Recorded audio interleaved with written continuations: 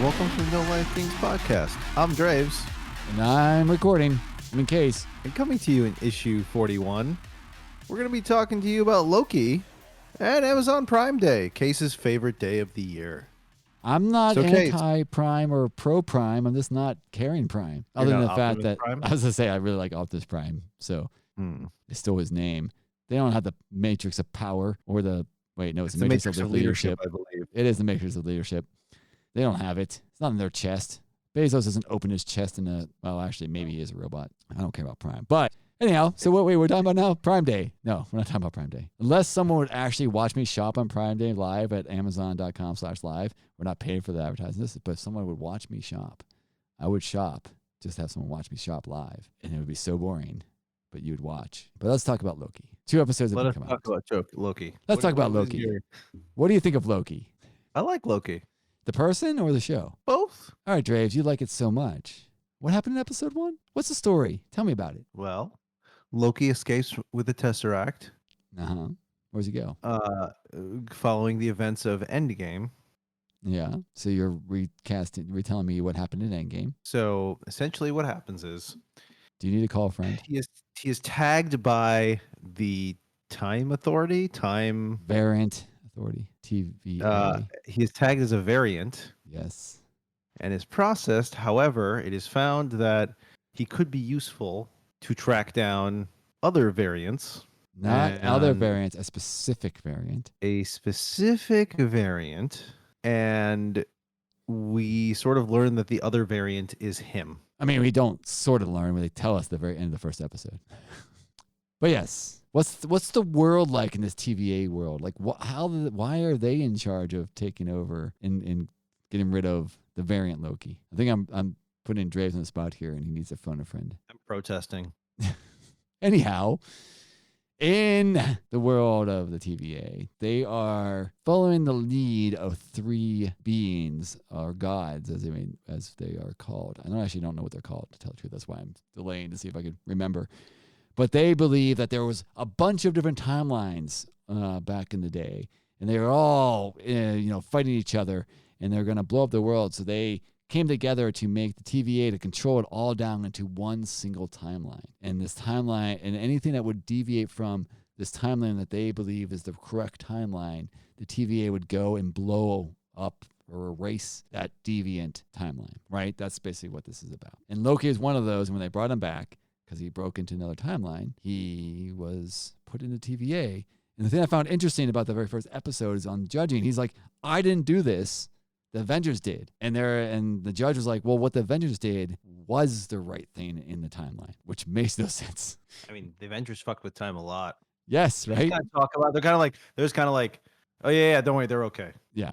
They're like, yeah, well, it's fine. Well, then I was hearing in some talks is episode 4 is going to have, or a few episodes are going to have surprise cameos. And wouldn't that be interesting if, remember, Steve Rogers at the end of Endgame went back in time to replace all the time stones to fix the timeline. But then he stayed in the past, right? Which should cause a variant line. So how sad would it be if you actually find out that the TVA goes in and deletes that sideline where he started dancing with Peggy Carter, and then they basically captured him and erased him. Because that timeline can't be real, right? Why can't we just... This is the problem when you start messing with time. It all makes sense. So the things that I think was really cool about the show is it's got a very, very... The TVA is, like an office, but it's got this Brazil or, I don't know, futuristic, 70s futuristic, I'll say. Feel to it? Yeah, totally. Yeah, where like it's still like printed on paper, but like they're recording every word you've ever said, right? And they have like holograms that are wandering around talking to you, but they're also stylized as if it would be like in a Fallout game. So it's like a retro future. Is that a term? Retro future. And so it's really interesting world, I think. And this, go ahead. It kind of reminds me of like, what was it in Turok Dinosaur Hunter? What was that world that he was in? It was like the drain pipe for all of time. So you get like Tyrannosaurus Rexes and like futuristic weapons, like kind of like living next to each other. Yeah. That's what it kind of feels like. Yeah, I think that, yeah, totally. I'm just going to stay with Brazil, but you never saw Brazil, so you don't know. No. And so, been to Brazil, lovely country. The country's wonderful. The movie's actually really interesting. I would recommend it. It's very odd. But yeah, so it's like that's pretty interesting. And the one thing I remember in the TVA, and this is like a total like weird throw off line, is when Owen is showing Morbius is showing Loki around the TVA after they decide, hey, we need you to try to catch the other Loki because you think like the other Loki. He's walking down this one part, and Loki's like, what's that over there?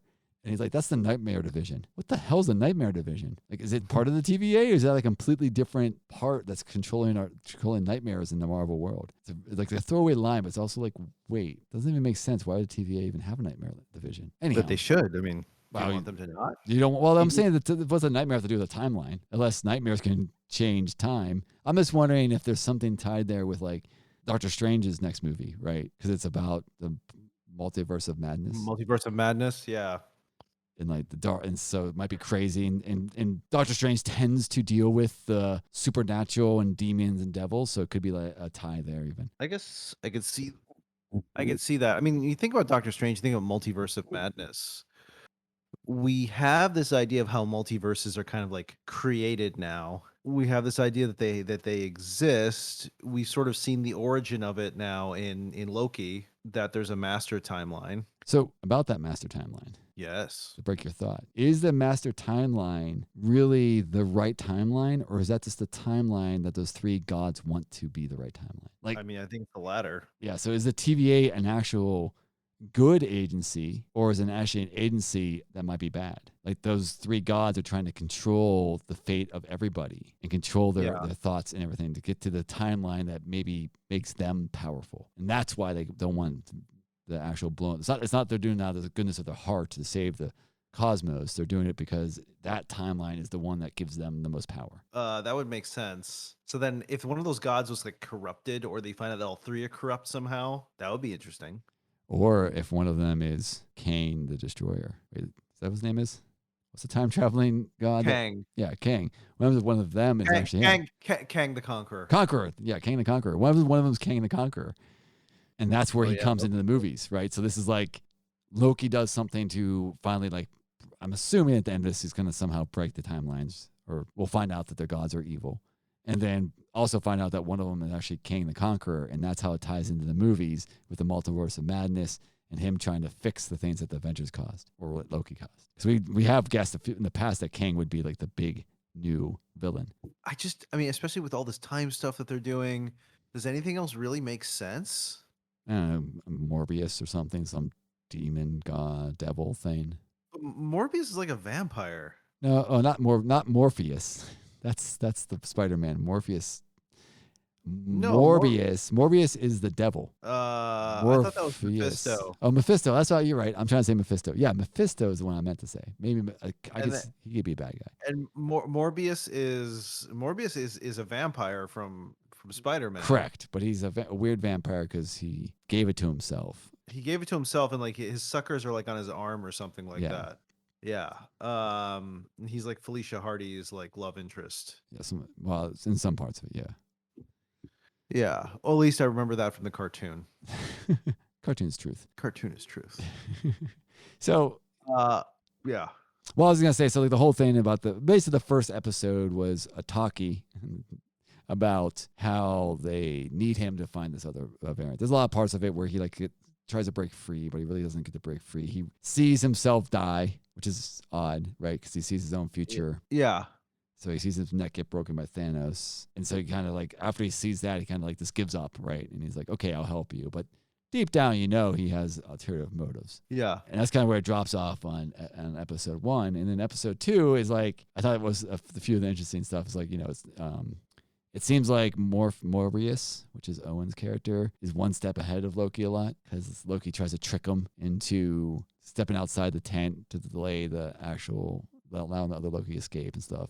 But of course, Owens knows, like, oh, I know you're going to do that. I know you're lying. So it's an interesting thing to see Loki on the wrong side of mischief, almost. It's like Morbius is using him. It's kind of cool. I also think they introduced the variant prisoner jacket, which I feel that is probably going to be sold at Marvel.com for all of us in the near future. I'm wondering why it hasn't been sold yet. Maybe it has. Because I haven't cut my hair through the pandemic, I'm wondering if I could do Loki for Halloween. You definitely could. And it'd be pretty easy Uh, if you just do the variant Loki, right? Instead of doing the green costume yeah, Loki. yeah. Just wear the time variant one. But I already promised somebody I was gonna be Geralt of Rivia, The Witcher. Yeah. You're gonna wear Uh, the eye things, contacts to make your eyes gray. Is that the thing? they're like his are like yellow. I mean, you're right. Yeah, they're like really But weird color. my natural eye color is actually a little strange for my skin color already. So like maybe I can skip it. I guess I'll have to see how it looks. I just never wore contacts, and I've always been interested in those color changing contacts, but I don't think I can put contacts in my eye. Yeah, I mean, like I say, mine already stand out Yeah. kind of. So I've never like had a desire to like change the color. Right. Yeah. Um, and so like I like it's one of those things. Um, so like yeah, I think that I don't know. We'll see. I'm open to it, but I've never worn contacts before. Yeah. So I don't really know if I want to like start now for a Halloween costume. No, I get you. Uh, but I think yeah, I mean the time variant Loki. I'm just hoping that this is like a lot of Falcon and Winter Soldier was Falcon and Winter Soldier, like that relationship and them playing off each other. A lot of WandaVision was Wanda and Vision, right? Right. And so like the thing with Both Loki, both the title hard characters were the important part of the titles they're in. right. And I think that the challenge that Hiddleston has with Loki is that he's kind of got to do it like seemingly by himself. I guess we'll see what Owen Wilson's character Morbius. isn't he Mobius? Mobius, yeah, is that what I said? So there's Morbius, Mobius. There's more and Mobius. Yeah, he's Mobius. There is Morbius. There's Morpheus and Mephisto. Is that right? Maybe I'm one of those. Maybe the one of those is wrong. Yeah. For anyone who thinks there's something wrong in here, just let us know because we're having trouble keeping track. Too many M names. So yeah. So I mean, like, I guess seemingly we'll have to see like what Hiddleston is going to sort of like do here. I'm, And in terms of like how does he like sort of like how does he fill that gap? Does he do it himself? Does he do it? Is Owen Wilson sort of like I think Owen Wilson's supposed to be the foil with him. I guess then I guess we'll have to see how that works. Like I think a good example was that in episode 2, one of the things that Loki figures out is that you can time travel to right before natural disaster, change the timeline technically, but because the natural disaster eradicates everyone anyhow, it doesn't create any time variance, so you can hide there technically, right? And there's this whole scene where he's explaining it to Owens' character at the cafeteria, right? And he's like using the guy's food to describe it. And I think that's kind of like what you would see in WandaVision or you would have seen in Falcon and Winter Soldier. And so if they have more of that, I can see them building that relationship.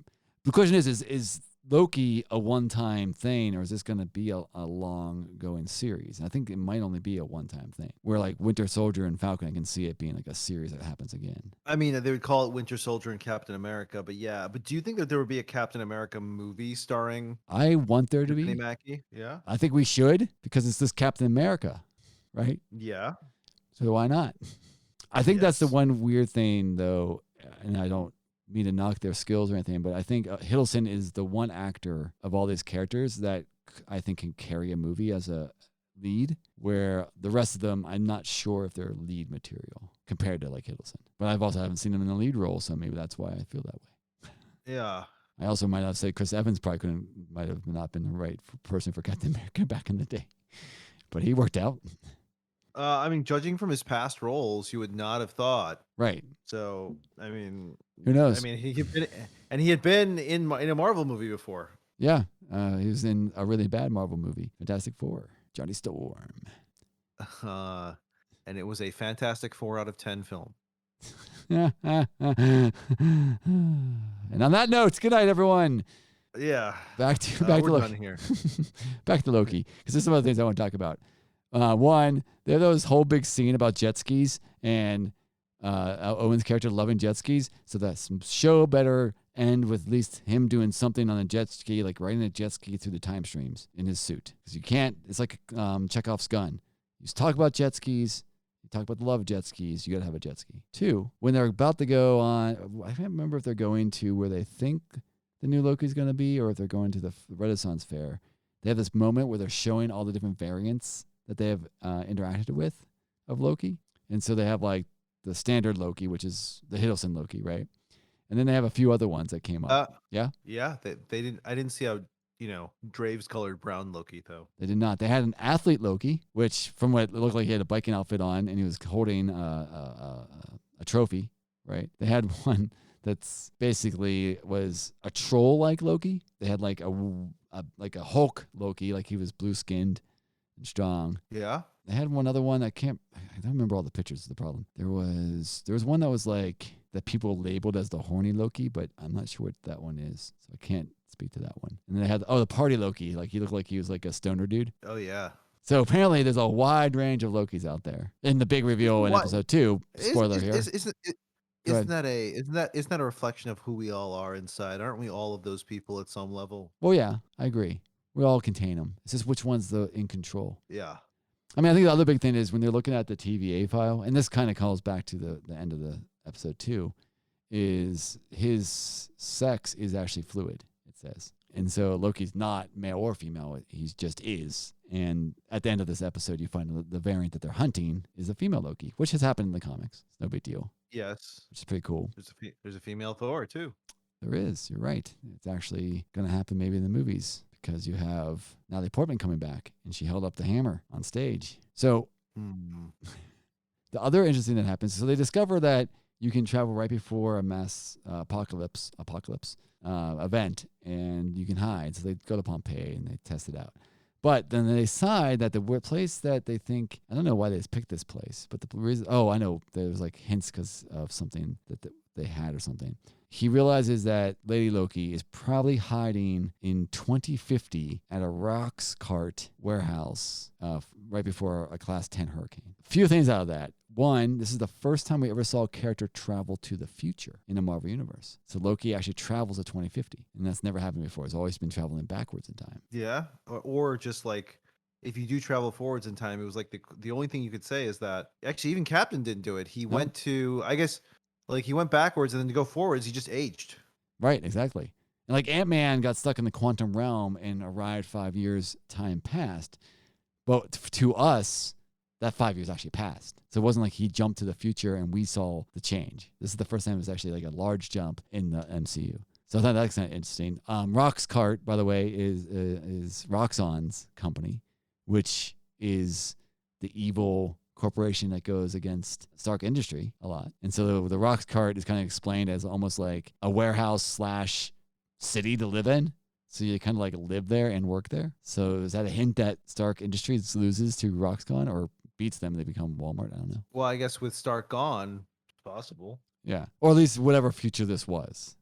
Right. And also, yes, apparently the world's horrible in the future. So the big thing that happens there, right? I don't know. It's just a Class 10 hurricane is insane. In fact, that it destroys part of Alabama seems like it's a bad thing. Yeah, because when they're reading about some of the different apocalypse, because they're looking through them all to figure out where Lady Loki could be hiding. There's a climate disaster in 2048, so that's probably not good. I think the other thing that was interesting about it is when they traveled to this place, the TVA soldiers, they treated everyone kind of like they didn't matter because they knew they're going to die. So again, I think they're trying to slowly show that TVA is actually kind of evil, but like they don't care about anybody. They just care about keeping the timeline right. Yeah. Do you think that they're like the big bad for the next Avengers could just be the TVA?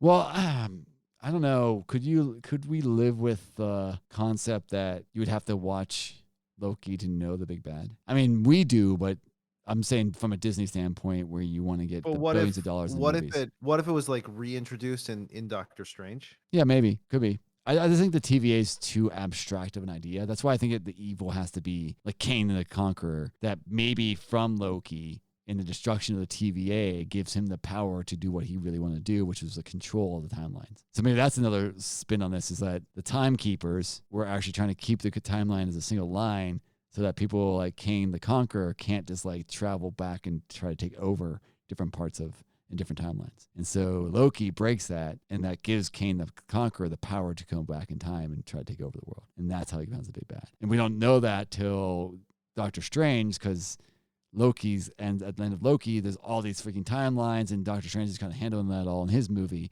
And then that's the big reveal at the end, that Kane the Conqueror is is coming back. So let me ask you this. Yes. One of the great things about Thanos as a villain was that like you could sort of see things from his point of view.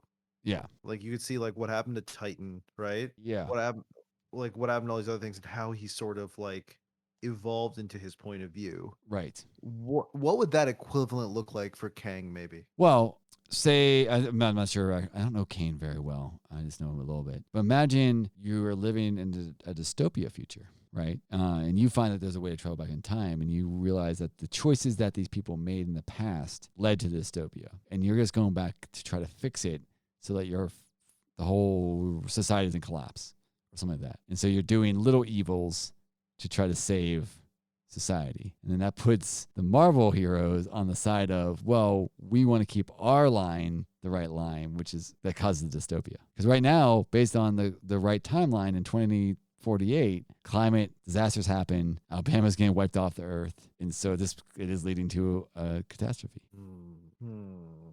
So then why wouldn't the Avengers be on Kang's side? Because they don't believe him. Like, would you believe some dude that says he's from the future? So then do you think that there's a case where the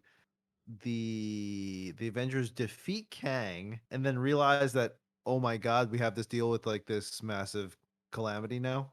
That's potential. I think that's pretty dope, wouldn't it? So instead of being, because remember it was like the end game was like Infinity Wars they lost and then they suffered for 5 years and then went and defeated Thanos to fix everything.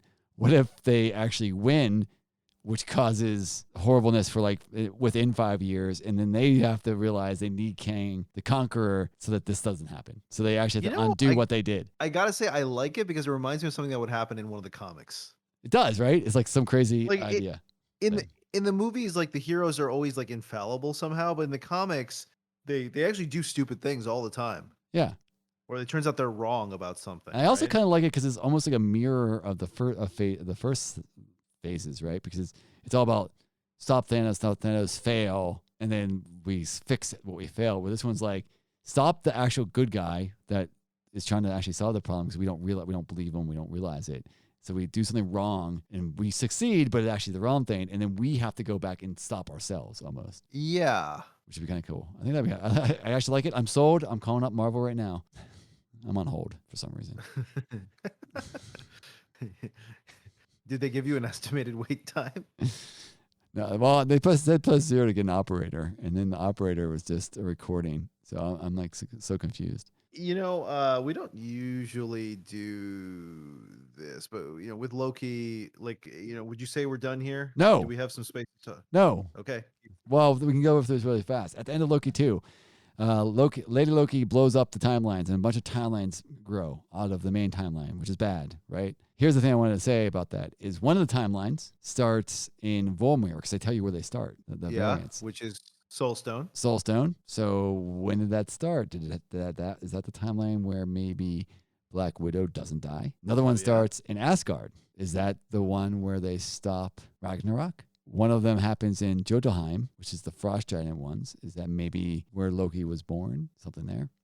There's Hala, which is the Kree homeworld. We haven't really seen much of that other than Miss Captain Marvel, so I don't know what that could be. There's Xandar. That's a Nova Corps, right? So is that maybe where instead of stopping Ronan the Accuser, they actually fail at stopping him? The other one is started on Ego, which is the Kurt Russell god being from Guardian Galaxy 2. And then the last one, this is a really interesting one, it's on Titan, and that's where Thanos is from. That is where Thanos is from.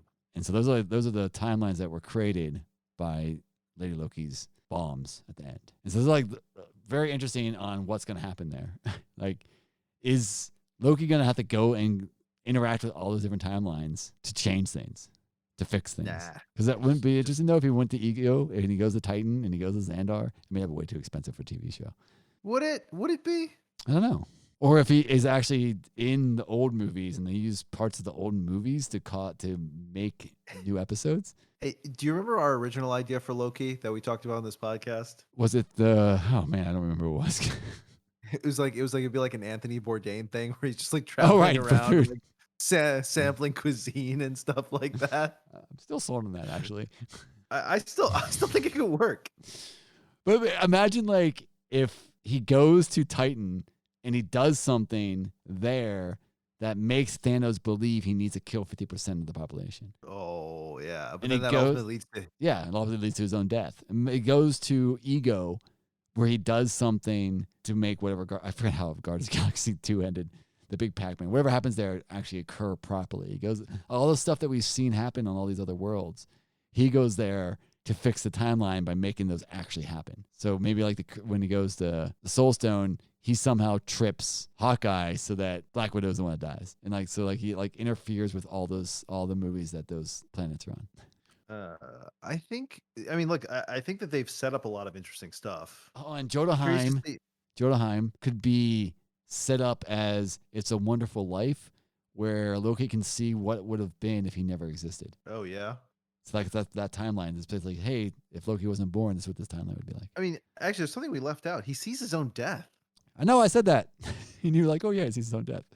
We did talk about that. But I mean, like he sees it, but like I mean, he now knows that he's gonna die, right? Well, on the master timeline, and so he Sure, might be helping the like TVAs because he wants to stop the timekeepers from keeping that main timeline so that his so timeline that's can be what lives. yeah. So I think like he's incentivized to basically be a bad actor. Right. Well, yeah, totally. Well, also the thing we didn't mention is all the Infinity Stones don't work in the TVA world. They're worthless. They're like they use them as paperweights. So he's been so into these stones, but now he's seen something more powerful than these stones. So he wants control of it. So he's basically should be a bad actor. Would the Time Stone work in the TVA? Obviously not. It was sitting in that drawer, I believe. I saw Tesseract. I recall Tesseract. No, there was like a pink one, a red one, a purple one. Like they had all different colors. So now we found out that the Infinity Stones are bullshit. In the TVA world, we still don't understand where the TVA exists because it's not part of the timeline. It's outside the timeline. So like, where does it exist? So it exists at something in some area that like the Infinity Stones were not responsible for creating. Correct. It has no domain there. Yes. So it's almost like it's like a synthetic universe that exists that was not created with the use of the Infinity Stones. What we discover is the whole MCU is just a simulation on a computer in someone's basement. And Timekeeper is just some 16-year-old hacker. And that person's basement is named that person is named Kevin Page. Yep. So, anyhow, what was that last thing you wanted to say before I said we had to talk about these different timelines? So one thing, I wanted to actually just briefly sort of like insert a topic when we rarely do that here. We never go on tangents. Totally focused. We never. Did you watch any of the Nintendo Direct stuff? No, I have decided I hate video games and never play another video game again. Unless there's a new Spider-Man game. No, it's actually 100% true. E3 was very meh to me, and I did see that they had the Call of the Wild 2 or whatever. Wait, the new Zelda game sequel. Breath of the Wild. Yes, Breath of the Wild, and he has a robot arm. Is that correct? He has a corrupted arm. Ah, is that what you're gonna ask about? No, just generally. Did you have any thoughts? Well, no. So everything I didn't actually watch it in real time. I looked at stuff afterwards, and really, this is like, I don't know what it is, but I was just kind of like, nothing really was like, oh, I can't wait for that to come out. Like all the big games, like Halo Infinity, I was like, okay, it's just another Halo game. I'm not excited about this. There's just too many. This is actually a really great point. This is actually one of the reasons I actually respect Nintendo a lot because like frequently, like when a new Halo comes out, I'm like, okay, it's another first person shooter. They can give me new guns, they can give me new levels, but they never do anything else, right? Whereas I really feel like Nintendo goes out of their way to try to make like the next gen experience for a game like very different from like the previous one, except for cases where there's a direct sequel. But like I really feel like if you think about like Wind Waker versus what Majora's Mask was, very different. Majora's Mask versus Ocarina of Time, very different. If you look at, and maybe one exception might be the Smash Brothers, which tend to be closer to each other. But if you look at like Super Mario Odyssey versus Galaxy versus versus Mario 64 versus I don't know what was the game before Mario. I guess Mario World, right? They're all like pretty different. Right. They're also all in house. Yeah. And I just mean that because Nintendo tends to target their new systems and they tend to try to break molds of their new systems. So they make games that need to show the power of that new system almost. And so they designed but new styles of games. I think I they know. I think it's designed the good. I'm system. not bad. I'm saying this is a good thing. I'm saying a good thing here. Where like the Yeah, people and who so make like, well, Halo is a bad example, but no, well, I mean, Halo used to be made by 342 or whatever before Microsoft bought them, and it was like we're making this for. is it 342? Was it Bungie or was Oh, it? it was Bungie, and 342 made the other game, the one that's off the offshoot. I mean, even look at Rare. I mean, Microsoft bought Rare, and like, what has Rare done since then? They had a game come out, but it was really bad. I mean, but there's Uh, also things like I think the Metroid trailer, the new Metroid, looks pretty dope, but it also looks like a Metroid that's just made for the current time period. So there are games that Nintendo makes, but I am all for the new Metroid. no, it looks dope, but it's also not like changing the Metroid standard, is what I'm trying to say. The original Metroid is one of the games I owned for the original NES. It's one of I my did favorite too. games. It was one of my favorite games too. I played a lot of it. But then like all the other stuff that was like the big things, like Outworlds 2. I hated Outer Worlds 1, so whatever. Stalker 2, I never played it. Don't really care. What is Outer World? What is that? Outer Worlds was made by the company that originally made the Fallout series. So it's basically like a Fallout game, but not in the Fallout world. And I just totally did not like the game at all. And all their announcement was a trailer. The trailer actually makes fun of trailers because they're like, none of this is real. They didn't even have time to make AI. It's just the only thing we have a decision on is the new title name, which is whatever. The only one I thought, respect that. yeah, I mean, I respect the trailer, but it's also not a big announcement. I think the only game that kind of showed any interest in was Replicated. Which is like an indie developer game with like crazy high-end pixelated art dystopia, but I don't know anything other than the trailer looks dope. But really, I don't know what it is. I don't know if it's just I don't care about this generation or what, but nothing really exciting. You don't care about this generation. Children are our future, Case. Well, like Psychonauts 2, for example, is a game I'm excited for, but it wasn't a game. I knew this game was coming out because I backed it on whatever that system they used to back the game. So I basically had this game pre-ordered down for 4 years. So it's not like I'm going to be excited about it, announcement, right? I don't know. Yeah, I Elden get Ring, what you're saying. Elden Ring? I don't even know what the Elden Ring is. Yeah, I've heard good things about Elden Ring. Is it just an RPG? No, I was talking about. Well, is it like an open world game? Is it? I don't know. I don't know what it is. It's a George R.R. Martin thing, isn't it? Yes. Well, it's written by Wait, yes, maybe. I guess. I don't know. I'm very confused. His name is tied to it somehow. He said it's a. I mean, wait, hang on. I had to pull an article up, just that we're not like spouting Nonsense. I mean, I am. So George R.R. Martin, Elden Ring is a sequel to Dark Souls. See, I won't care then. I didn't like Dark Souls. I guess he's working on it. Maybe, yeah. Maybe he's writing it or something. Actually, it's considerably different. I've played some video games. I'm not a bit of video gamer, replies Martin. But the game is called Elden Ring. It's a sequel to the game that came out a few years ago called Dark Souls, and it came out in Japan. Well, so there you have it. Mark is a sequel to Dark Souls. So I don't care. I don't like Dark Souls. No, I did not. I don't. Why? Too hard? No, too annoying. I don't like farming, for example. Right? I don't want to play a game with a go farm gear. Right? Dark Souls. Yeah. You would fight through a bunch of people, right? And if you needed to save or you needed to do anything or you needed you went to fight a big boss and you didn't know the right combo at the right time, so you died, you had to fight everything again. Oh yeah. So I agree with this with Dark Souls. Dark Souls was needlessly hard. Like it was hard in the wrong way. But yeah, it wasn't hard because I fucking killed all these things already once, and now I have to do it again, and I have to do it again, and I have to do it again. I just get bored of that. Like that's to me not fun. That's just a job at that point. Like maybe if I was in college or something, I would find it cooler. But in my current life, I don't have time to fight the same monster 17 times so I can try to learn the cool combo on the end monster to do it. Now, if I had a save point right before the end monster and I had to keep on playing the end monster 16 times, yeah, I'm all for that. That's fine. It's just the fact that you had to go so far back and play everything again over and over again just got me bored. And I didn't find the combat so thrilling. Like Batman, the Arkham game, the combat system was so much fun that I actually played the arena stuff to where you had combo up stuff and get unlockables because I enjoyed the combat a lot. This combat was such a slog that to me it wasn't fun to have to do it over and over again. So I just didn't like that part of Dark Souls. I'm not saying it's a bad game. I'm just saying for me, it's not a game I want to play. Just like that other game that people like, Red Dead Redemption. It was boring as hell to me, but lots of people loved it. Wait, wasn't Redemption 2 like not boring? Wasn't it actually like really good? No. Oh, I thought it was boring. Yeah. I don't want to have to get off my horse to skin an animal and watch the animation for like 10 seconds every time I kill a freaking animal. So, but what I don't about want to go cut trees down to get wood to make my people a little bit happier so I get a better gun.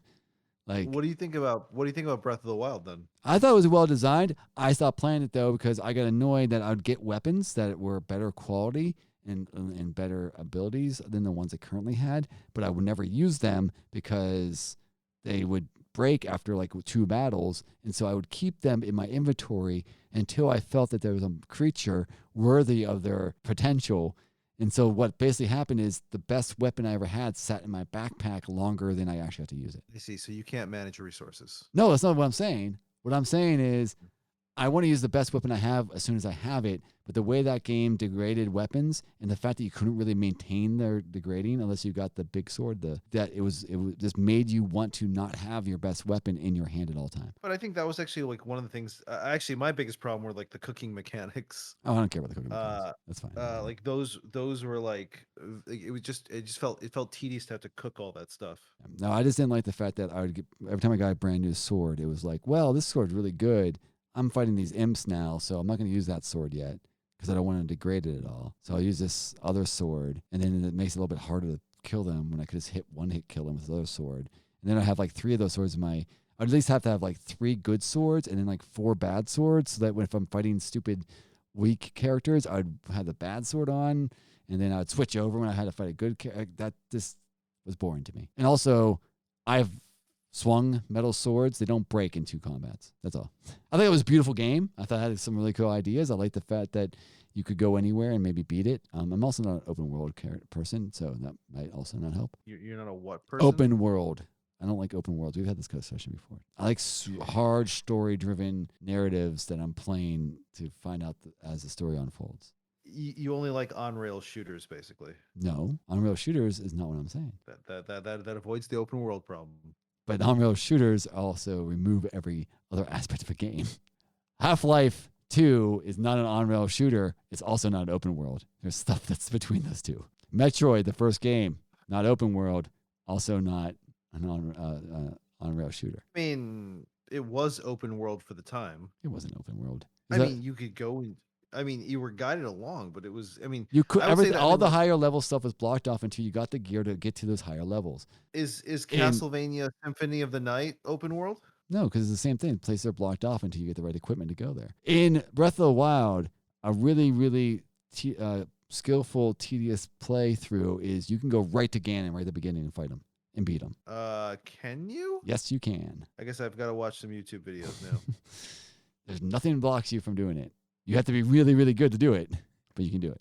I think they maybe get one sword, but you can beat Breath of the Wild in an hour, I believe. Is like without like being a speedrunner.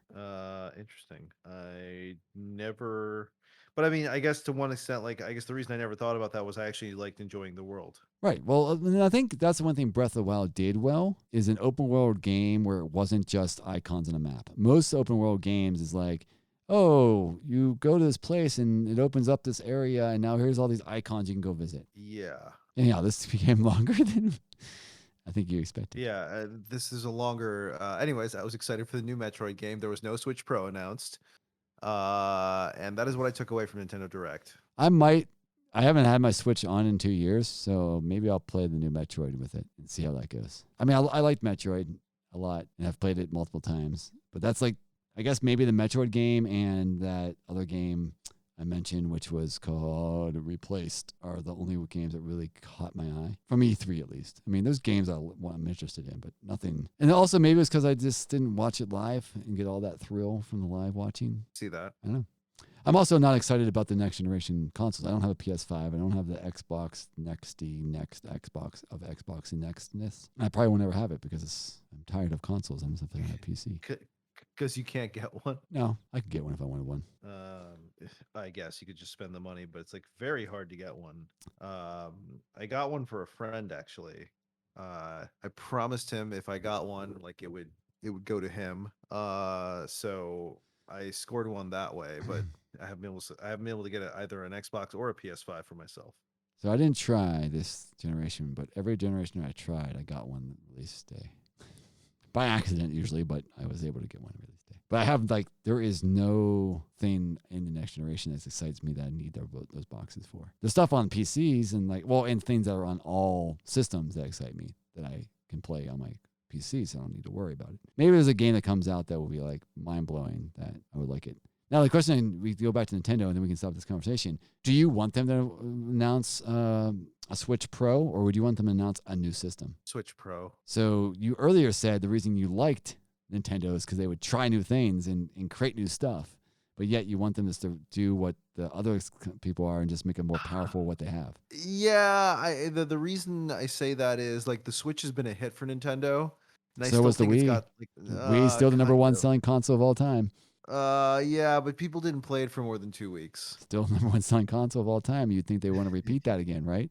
They wouldn't want to just go off the thing and make a portable but dockable gaming system. I mean, I think that we're a little bit a ways from a new console from Nintendo. And I have a feeling that right now, if they did the same thing, it's it is hard for me to see what they would do differently right now. I don't know. I think the state of hardware VR system that's actually really good. Yeah, I guess. Virtual Boy, Virtual Man. They'll call it Virtual Man. Just saying, there are options. It's just I don't know. I'm tired of. I'm in the PC world and I've been dealing with this since I was a child. I'm tired of we have more graphic power. Make a fucking better game. I totally agree with you. One thing I actually respected about the God of War series was when they went to God of War, the one for the PS4. Yeah, it actually felt like a new game. Right. They actually did some things that made me feel like, okay, these people are actually trying to make a game that is different in some ways, keep some of the same elements, is trying to tell a continuation of the same story, but is trying to be a different game. And I actually really respected that. I respected Breath of the Wild for trying to do that. I really, really think, it is the graphics power has become this crutch for people to just make more beautiful games that are basically the same game. Right. That's the Halo Infinity problem. Yeah, for sure.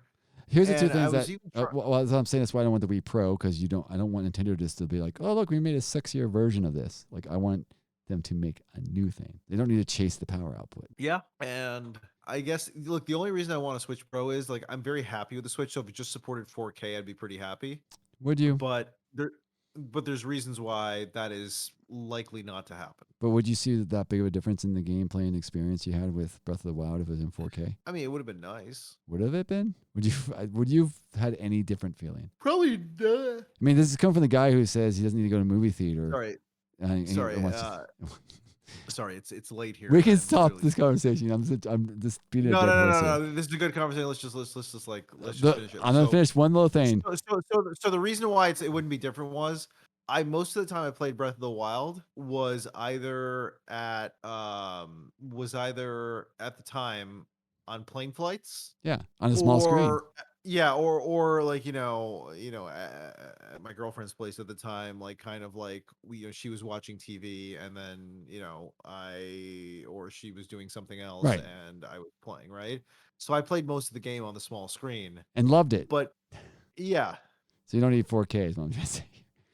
Here's my thing, and then this statement, and you can talk all you want. I think if more power can be good, if they use it for something other than graphics, but tendencies are you get more power, let's just make something look a little bit more realistic. But why not make AI better? Why not use machine learning to maybe make the characters react to me differently based upon how I play the game? Use it to do things that aren't just graphics. And then I think use the power to mine cryptocurrency as you play so you can make money playing video games. Perfect idea. Yeah. Actually, why don't they do that? Why don't they build miners into these systems so that when I'm not playing, right, I could make some money? It's probably the real reason for that. One, it's probably some weird legal reason, but also it takes a lot of power to mine. So you actually probably not make money with just a single system running versus the power you're taking See, to that's run it. incentive to sell more systems. But to one person. Genius. No, but you would have to buy 20 of them in your own house to just even come close to make enough money to cover your... Hey man, when you're on the earnings call, it doesn't matter who buys them, okay? So you're really pitching that if they did this, I could get it expense at our corporations to own 500 PS3s, Yeah. PS5s. PS5s can run Zoom and cryptocurrency at night, and then we can use it on the sides for fun. You know, Zoom is interesting. I wonder if it actually does run on any of the consoles. I don't know. I'm sure Skype does. Yep, but that's also that's a Microsoft thing. So Sure, but I don't know. I think it would be cool to have look, I also think this when you talk about compute power, my actual bigger frustration is that these consoles haven't even thought about there's no thought into anything. They've never thought about what is a communal viewing experience for whatever look like how do I interact with people? Like the 2-player games are almost exclusively about voice chat and the game. There's no video component to see the other person. There's no what about Discord, the Discord integrations on the next gen consoles, what do they even look like? They're not in game. They're just kind of aren't they? Don't they just sort of run on the side? Discord isn't on the consoles because consoles are like Apple products, and you were not allowed to compete. Wait! I thought Discord was on PS4. Oh, they do. Oh, yeah, they have PlayStation has a partnership with Discord apparently. Yeah, so but this will be available next year. But it's the whole thing. So it's not. So it's not actually on there yet. Discord's not on there until next year. Maybe I'm thinking of something else. But Microsoft has their own chat program on Xbox. PS4 has their own chat program on the PS4. They have home. But that's the problem, right? I want something like Discord. Yeah, but the problem is you're talking about consoles which are closed systems, just like Apple products, and you have to get approval from PlayStation. And unless you have a partnership with them, they're not going to let you compete against their product. They don't want third parties to be there. They don't want Zoom to compete against their Discord integration because. Well, why? Same reason you can't install any app you want on your Apple phone. No, but look, if if they go through an App Store approval process, right? You still can be flagged on Apple products for not because you're in competition with other products that they own on the system. Sure, but I think that remember, consoles make their money by gaming companies paying the consoles to let their games be on there. Sure. So, but what I'm saying to you, Case, is I just don't think that there's been enough innovation. I'm agreeing with you in the sense that there are many axes of innovation in games, and they're all currently in this one thing, which is I want to make the game. I want to make the lighting more realistic. You want to know a little secret, and then we can drop this conversation because you're gonna hate me. My gaming system has Discord, Zoom, Steam, chat, has every chat program, and Twitch even. I can live stream my game with it really easily. I can interact with everyone. I can even record. I can output to speakers. I have multiple outputs. I can do multiple screens. I can do all this stuff, and it's all integrated in my gaming system. Yeah. You're $7,000 gaming rig or something. Well, it's not that expensive, but anyone can buy it's $1,000. Mine isn't. Mine is at $7,000. But you can get one that can do all that for the same price as a PS5. So, anyways, I believe we have covered everything. I just dropped my mic. For Amazon Prime Day. I dropped my mic, but it's attached to a pole. Amazon Prime Day. What are your thoughts, Case? Go hot takes, and we'll end this. I don't care. That is a hot take. What? I tried to care and then didn't buy anything. That is my hot take. Here's the thing about me. If you would like about sales. If I already have something I want to buy and it's on sale, yay. But I don't hold back buying things because there might be a sale in the future of the thing I have because it might not be on sale in the future anyhow. Just like Black Friday, they don't sell the good products on sale at Black Friday. They sell other things that are garbage, but you still go to the store because you're thinking that maybe your thing will be on sale, but it turns out the actual good products aren't on sale. Same with Prime Day. Prime Day is just a bunch of garbage you don't need. No. I did see a couple things that I was on the fence about, but the real truth was this garbage that you wouldn't use. Well, I really thought about them. Did I need a new TV? I kind of do want a 4K TV. The best 4K TV is not on sale on Prime Day. No, they had a really good one though. Yes.